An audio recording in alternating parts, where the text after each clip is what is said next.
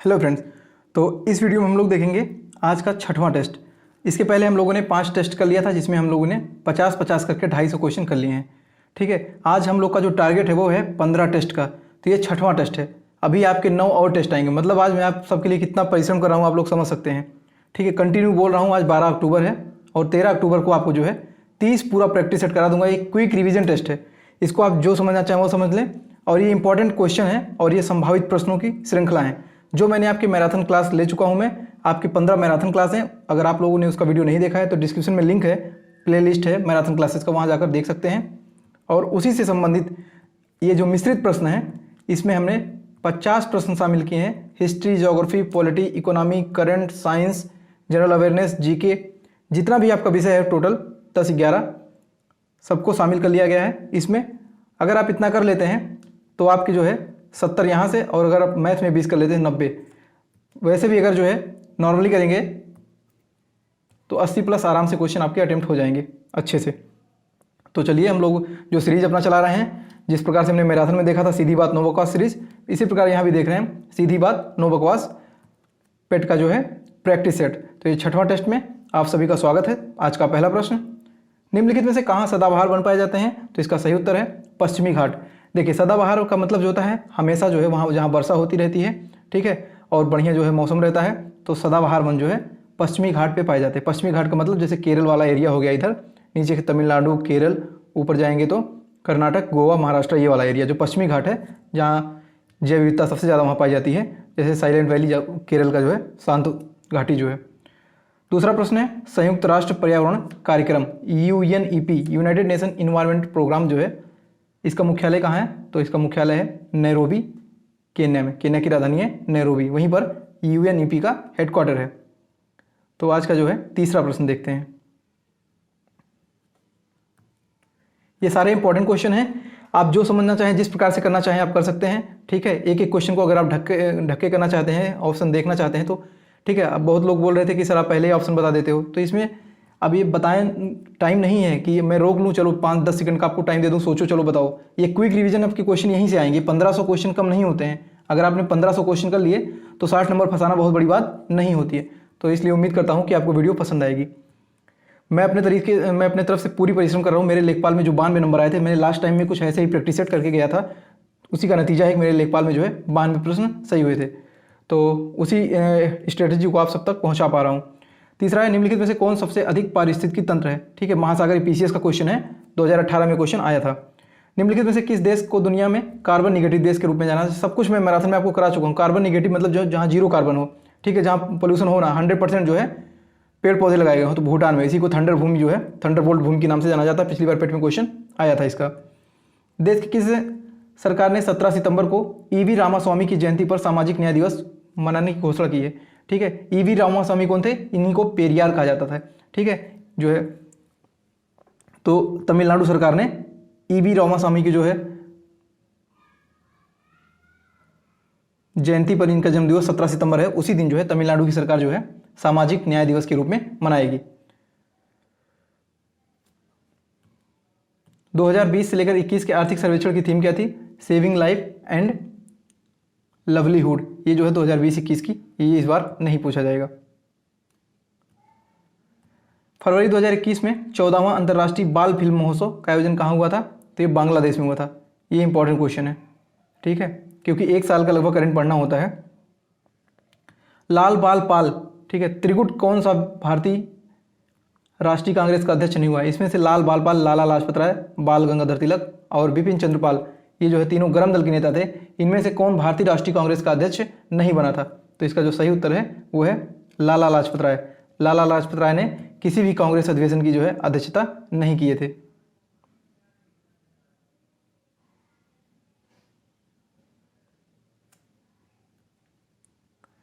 Next question है, असहयोग आंदोलन शुरू करने के समय भारत का वायसराय कौन था? तो असहयोग आंदोलन कब शुरू हुआ था? 1920 के आसपास जो है, ठीक है, अली ब्रदर्स ने शुरू किया था असहयोग आंदोलन। फिर जो है गांधी जी ने उसमें अच्छा खासा सहयोग किया था 1 अगस्त 1920 को, और उसी दिन जो है बाल गंगाधर तिलक की मृत्यु हो जाती है। तो लॉर्ड चेम्सफोर्ड उस टाइम भारत का वायसराय था 1920 में। इसी को जो है 1919 में जो अधिनियम आया था, मॉन्टेग्यू चेम्सफोर्ड अधिनियम भी, सुधार अधिनियम भी कहा जाता था। और मार्लियामेंटो जो है 1909 का अधिनियम था। कंप्यूटर साक्षरता दिवस कब मनाया जाता है? ठीक है, जीके का क्वेश्चन है। 2 दिसंबर को हर साल कंप्यूटर साक्षरता दिवस मनाया जाता है। 2 या 2 से अधिक तत्वों की मात्रा से विचार से एक निश्चित अनुपात के संयोग करने से बना पदार्थ क्या कहलाता है? जब 2 या 2 से अधिक तत्व, ये मैं आपको केमिस्ट्री में कराया हूँ, मिश्रण, ठीक है, यौगिक और तत्व, ये तीनों चीज़ को मैं आप करा चुका हूँ, तो इसको जो है मिश्रण कहते हैं। जो लोग मैराथन नहीं देखें उनसे रिक्वेस्ट है, आप लोग जाइए तुरंत मैराथन देख लीजिए, समय नहीं आपके पास, अब 72 घंटे का समय सिर्फ बचा हुआ है। छठा शांतिपूर्ण मिशन 2021 संयुक्त सैन्य अभ्यास आयोजन किन देशों के मध्य हुआ? तो ये SCO, ठीक है, दक्षिण एशिया जो संगठन है, south cooperation organisation. Question number 13, budget 2021-22 में घोषित शहरी स्वच्छ भारत मिशन 2.0 की अवधि क्या है? ठीक है, इसका अवधि है 2021 से लेकर 2026 तक। शहरी स्वच्छ भारत मिशन शहरी 2.0 2021 से लेकर 2026 तक। नेक्स्ट है, जनगणना 2011 के अंतिम आंकड़ों के अनुसार उत्तर प्रदेश में स्लमों में साक्षरता दर कितने % है? जो स्लम बस्ती है, जो झोगड़ी झुग्गी है, ठीक है, उनमें साक्षरता दर 69% है पूरे उत्तर प्रदेश में 2011 के स्लम जनगणना के अनुसार। उत्तर प्रदेश में यूरेनियम कहाँ पाया जाता है? तो ललितपुर में। और ललितपुर में एक और जनजाति जो फेमस सहारिया जनजाति, तो उसके लिए भी आप ये जो है यूरेनियम जो है आपके सिलेबस में जो उत्तर प्रदेश या भारत की खनिज दिया है, तो उत्तर प्रदेश के ललितपुर जिले में यूरेनियम आपका पाया जाता है। नेक्स्ट क्वेश्चन है कि उत्तर प्रदेश में शहीद चंद्रशेखर आज़ाद पक्षी विहार कहाँ स्थित है? ठीक है, तो ये है आपका उन्नाव में। चंद्रशेखर आज़ाद जो पक्षी विहार जो है उन्नाव में है। वायु अपर्दन से उत्तर प्रदेश का सर्वाधिक प्रभावित जनपद कौन सा है? वायु अपर्दन से मतलब जब हवा चलती है तो मिट्टी जो है उड़ा के ले जाती है, तो इससे सबसे ज़्यादा प्रभावित जिला है मथुरा और आगरा, क्योंकि उधर जो है बारिश जो है बहुत कम होती है। पूरे उत्तर प्रदेश सबसे कम बारिश कहाँ होती है? मथुरा में होती है, सबसे ज़्यादा गोरखपुर में। तो इसी वजह से वायु की रफ्तार इतनी तेज़ होती है कि मिट्टी की जो परत उड़ा के ले जाती है, और वायु अपर्दन जो है सबसे ज़्यादा देखने को मिलता है मथुरा और आगरा में। उत्तर प्रदेश गन्ना अनुसंधान काउंसिल, एक काउंसिल की बात कर रहा है, उत्तर प्रदेश गन्ना अनुसंधान परिषद की बात कर रहा है, तो इसका जो है शाहजहांपुर में इसका मुख्यालय है, गन्ना अनुसंधान परिषद का। वैसे तो गन्ना की बात करेंगे तो लखनऊ है, लेकिन जो है परिषद की बात करेंगे तो शाहजहांपुर ही, कंफ्यूज नहीं होना है। मौलिक अधिकार संविधान के किस भाग में वर्णित है? मौलिक अधिकार मोस्ट इंपॉर्टेंट, भाग 3 में अनुच्छेद 12 से लेकर 35 तक आपका संविधान में मौलिक अधिकार की विवेचना की गई है। निम्नलिखित में से कौन सुमेलित है? आपको बताना है। संसद का गठन 89 नहीं है, इसका 79 होना चाहिए। राज्य की संरचना 90 नहीं होना चाहिए, इसका 80 होना चाहिए। लोकसभा का जो है इसका 81 होना चाहिए। और भारत का महान्यायवादी अनुच्छेद 76, इस समय भारत के महान्यायवादी हैं के वेणुगोपाल राव, लेकिन आने वाले समय में फिर जो होंगे अगले अटॉर्नी जनरल, उनका नाम है मुकुल रोहतगी। ये सारे इंपॉर्टेंट क्वेश्चन है आपके एग्जाम में, संभावित प्रश्न है। अगर आप इसको देख लेते हैं तो आशा करता हूं कि यहीं से आपके प्रश्न बन जाएंगे। लाला लाजपत राय निम्नलिखित में से किस बैंक के संस्थापक थे? तो पंजाब नेशनल बैंक 1894 में इसकी स्थापना होती है, उसी के जो है संस्थापक थे। मुद्रास्फीति किस कारण से होती है? तो मुद्रा पूर्ति में जब वृद्धि हो जाती है तो उस टाइम जो है मुद्रास्फीति उत्पन्न हो जाती है। मुद्रास्फीति जो है डिमांड एंड सप्लाई रूल पर काम करती है, मतलब जो मांग है और पूर्ति है उसी सिद्धांत पर मुद्रास्फीति चलती है। राज्य स्तरीय मानव विकास रिपोर्ट जारी करने वाला भारत का पहला राज्य हो गया है मध्य प्रदेश। मध्य प्रदेश जो है राज्य स्तरीय मानव विकास रिपोर्ट जो है जारी करेगा। कोयला, पेट्रोल, डीजल आदि का दहन किसका मूल स्रोत है? तो ये वायु प्रदूषण का है। जो कोल माइंस में जो कोयला जलते हैं, ठीक है, कहीं भी अगर फैक्ट्री में कोयला लगता है, पेट्रोल से जो गाड़ियाँ धुआं निकलता है, डीजल से जो प्रदूषण फैल रहा है, ये सब जो है एयर पोल्यूशन का एक घटक है, वायु प्रदूषण का घटक है। पानी में पाए जाने वाले रेडियो सक्रिय पदार्थ जो है, ठीक है, ये किसके कारण बनते हैं? तो इसका सही उत्तर है कैंसर। रेडियो सक्रिय पदार्थ जो है वो कैंसर का कारण बनता है। नेक्स्ट है, माउस को 2 बार क्लिक करने पर सूचना जाती है किसको? सीपीयू को। सीपीयू को जो है कंप्यूटर का ब्रेन कहा जाता है। विश्व भारोत्तोलन चैंपियनशिप 2021 में सर्वाधिक स्वर्ण पदक जीतने वाला देश कौन सा है? तो साउथ कोरिया है, दक्षिण कोरिया। यहाँ की राजधानी है Seoul. COP 27 most important question, इसको आप लोग एकदम रट लीजिए, एग्जाम में इस बार छपेगा। COP 27, COP का मतलब होता है कॉन्फ्रेंस ऑफ पार्टीज। ये COP 27 का जो बैठक है वो किस देश में की गई है? वो मिस्र में। मिस्र की राजधानी है काहिरा, और मिस्र में ही नील नदी बहती है। नील नदी को जो है मिस्र का वरदान कहा जाता है। ISFR Indian forest survey report जो कहता है भारत का 2021 के अनुसार उत्तर प्रदेश में न्यूनतम वन आवरण वाला भदोही और सबसे ज़्यादा जो है वो सोनभद्र है। ये क्वेश्चन पहले भी मैं आपको करा चुका हूँ। भारत का पहला राज्य जहां 100% घरों में LPG गैस कनेक्शन हो गया है, तो धुआं मुक्त राज्य हो गया है। ठीक है, वो राज्य ई कैबिनेट प्रणाली लागू करने वाला भारत का पहला राज्य हो गया है, उसका नाम है हिमाचल प्रदेश। हिमाचल प्रदेश की राजधानी है शिमला। मुख्यमंत्री किसान कल्याण योजना किस राज्य की योजना है?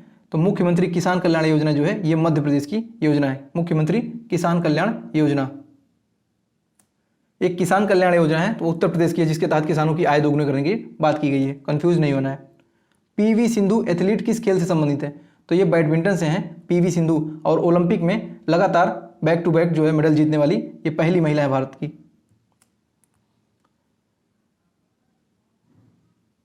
वे लक्षण जो पीढ़ी दर पीढ़ी संचालित होते हैं उसे क्या कहते हैं? उसे हम कहते हैं जेनेटिक या आनुवंशिकता, और आनुवंशिकता के जनक कहे जाते हैं ग्रेगर जॉन मेंडल, जिन्होंने मटर के पौधे पर जो है अपना प्रयोग किया था आनुवंशिकता का। जनगणना 2011 के अनुसार सर्वाधिक औसत साक्षरता वाले निम्नलिखित 4 जिलों का सही अवरोही क्रम बताना है। ठीक है, अवरोही मतलब बड़े से छोटे की तरफ। तो उत्तर प्रदेश के जो 4 सबसे ज़्यादा जिले हैं साक्षर, वो गौतम बुद्ध नगर, इसके बाद दूसरे पे कानपुर नगर, तीसरे पे औरैया और चौथे पे इटावा। उत्तर प्रदेश में राष्ट्रीय कथक संस्थान कहाँ स्थित है? तो ये लखनऊ में है। उत्तर प्रदेश में राष्ट्रीय कथक संस्थान लखनऊ में है।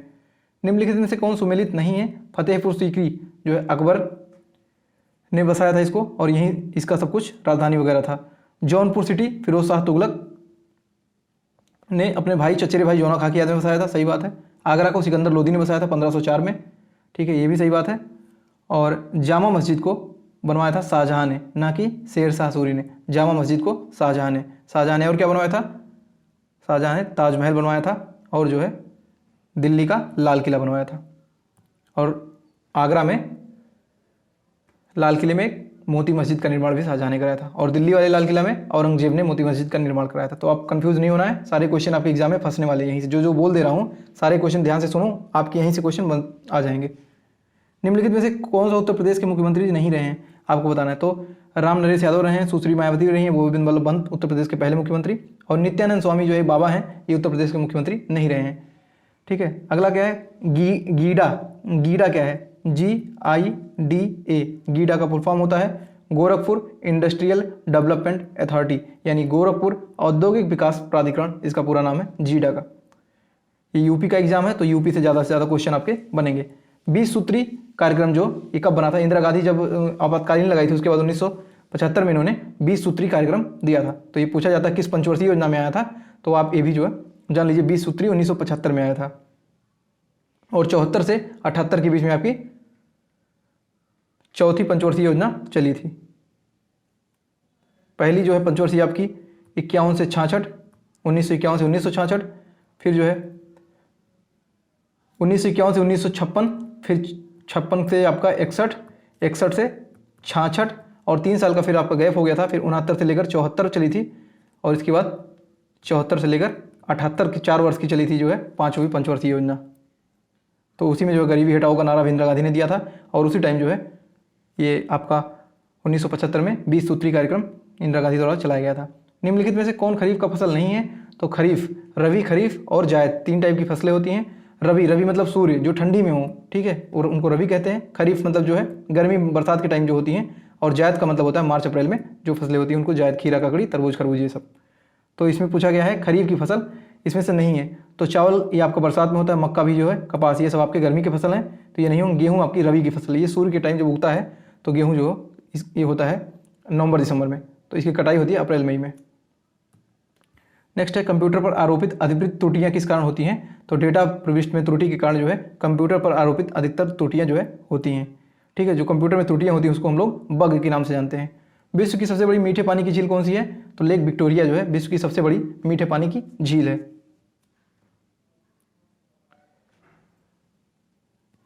चूंकि यहाँ लेक सुपीरियर का नाम नहीं है तो इसलिए ऑप्शन में विक्टोरिया लग जाएगा। ठीक है, वैसे तो विश्व की सबसे बड़ी मीठे पानी की झील लेक सुपीरियर है, लेकिन यहाँ सुपीरियर ना होने के कारण लेक विक्टोरिया को लगाया गया है। वैसे सागर की बात करें तो विश्व का सबसे बड़ा सागर कैस्पियन सागर है। और सबसे गहरा जो है बैकाल सागर है, ये रसिया में है। जलियांवाला बाग के नरसंहार के समय भारत का वायसराय कौन था? तो उस टाइम लॉर्ड चेम्सफोर्ड। जो जलियांवाला हत्याकांड हुआ था 13 अप्रैल 1919 के दिन, ठीक है, इसको ब्लैक डे के रूप में भी मनाया जाता है। भारत सरकार का प्रमुख विधि अधिकारी कौन होता है? भारत का महान्यायवादी होता है अनुच्छेद 76 के तहत। बंबई, मद्रास और कलकत्ता उच्च न्यायालयों की स्थापना कब हुई थी? तो ये 1861 जो है भारत शासन अधिनियम जब आया था 1861 में, तो उसी टाइम तीनों प्रेसिडेंसी जो बंबई, मद्रास और कलकत्ता है उसमें जो है उच्च न्यायालयों की स्थापना की गई थी। भारत में वन स्थित रिपोर्ट 2019 के कुल भौगोलिक क्षेत्रफल का बनावरण 21.67 था, ठीक है। तो ये अब आपसे ये क्वेश्चन नहीं पूछा जाएगा क्या था, अब आपसे 2021 वाला पूछा जाएगा कि भारत में कुल वनावरण कितना है? तो 24.62 है, जिसमें वन और वृक्ष दोनों को मिलाकर 24.62 2021 के अनुसार। कौन जारी करता है? ये जो है भारतीय वन सर्वेक्षण रिपोर्ट जारी करता है। ये पर्यावरण मंत्रालय भूपेंद्र यादव ने जारी किया है। 17वीं जो है ये थी। हर 2 वर्ष बाद जो है पर्यावरण रिपोर्ट जारी की जाती है। 1987 में पहली बार जो है जारी किया गया था, 1987 में। चीन पर निर्भरता को कम करने के लिए भारत ने किस देश के साथ SCRI पहल प्रारंभ की है? तो इसका सही उत्तर है जापान और ऑस्ट्रेलिया। जापान और ऑस्ट्रेलिया मतलब कि 1 और 2 दोनों। तो चीन पर जो हम निर्भर थे पहले, अब उसको कम करने के लिए, ठीक है, SCRI योजना शुरू किया है जापान और ऑस्ट्रेलिया के साथ मिलकर भारत ने। सबसे प्राचीन वाद्य यंत्र कौन सा है? तो सबसे प्राचीन वाद्य यंत्र वीणा है, जो माँ सरस्वती बजाती हैं और जो मुगल बादशाह औरंगजेब जिसका जानकार था वो वीणा वादन का। स्वर्ण प्रमुख जो खान है, ठीक है, वो कहाँ है पाया जाता है भारत में? तो कोलार का खान कर्नाटक में। सोने का जो खदान है, भंडार है, वो कर्नाटक में वहीं पाया जाता है। और हम देखते हैं आज का 50वां प्रश्न जो आपका है वो है हम दलदली सड़कों पर क्यों फिसलते हैं? ठीक है, तो घर्षण की कमी के कारण, क्योंकि वहाँ जो है घर्षण नहीं होता है, इसीलिए हम लोग फिसल जाते हैं। तो इस प्रकार से आज हम लोगों ने 50 महत्वपूर्ण प्रश्न देख लिए। अब इसके बाद टेस्ट नंबर जो है आपका आएगा 7वां, उसमें भी हम लोग 50 महत्वपूर्ण प्रश्न देखेंगे। आपका आज जो है मैंने जो पढ़ लिया है कि 12 अक्टूबर को 15 आपको टेस्ट कराने हैं, जिसमें 750 प्रश्न कराना है, और कल 13 अक्टूबर को भी सुबह से आपकी क्लासेज हर 1 घंटे वीडियो आपकी आती रहेगी, और उसमें भी जो है 15 प्रैक्टिस सेट कराऊंगा। ये बहुत बड़ा काम है, इतना आसान काम नहीं है, लेकिन मैं कर रहा हूँ आप लोगों के प्यार और आशीर्वाद के बदौलत।